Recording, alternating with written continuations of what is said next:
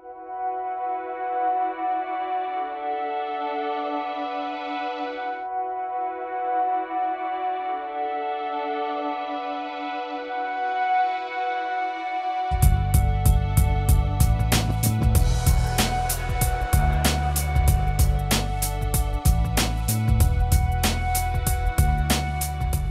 my name is Carl Isaacson. I'm the chairman of EPACA, European Public Affairs Consultancies Association.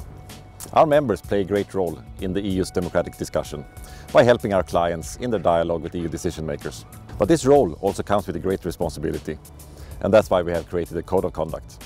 A code that will now be explained to you by a number of EU professionals and EU decision makers.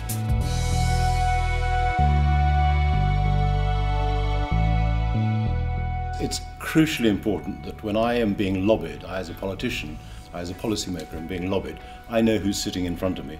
I actually believe in lobbying. I need it because I can't know everything about every aspect of each policy.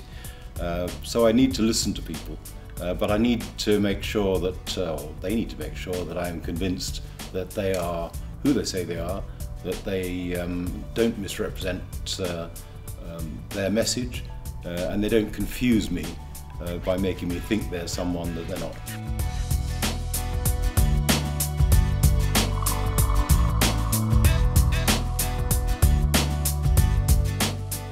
Well, when you read those things, they seem so obvious. I mean, why would you ever do that? Why would you pass on false information? You do have to be aware that sometimes you have something and people would pay for it. And you have to, again, have the courage to say, that's not what this is about.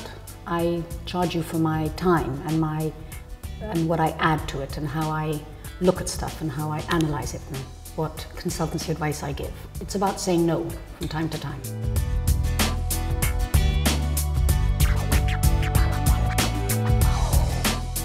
Avoiding conflicts of interest is a professional obligation in many fields, including my own, but for a consultant it seems to me extremely important when you're acting as the representative of a client that you are only acting as the representative of a client and not getting mixed up with either your own interests or those of some other client. So it's a very strong obligation, I think.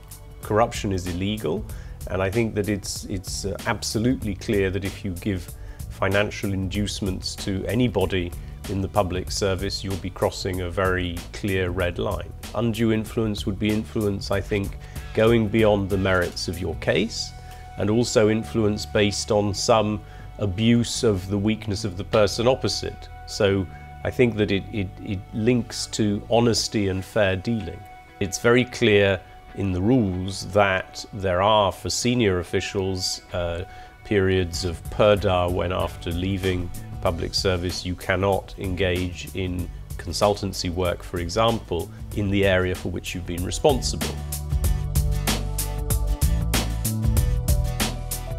If codes are not extended, if codes are not applied, if punishment is not made, even if that punishment is just public exposure, that some bit of behaviour has been sloppy, if that's not done, then you can't expect that code to live.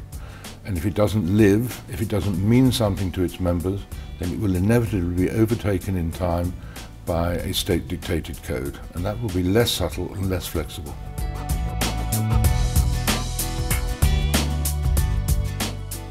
So, as you can see from this EPACA Code of Conduct, we take our role in the democratic process very seriously. For more information, please visit our website epaca.eu. Thanks for watching.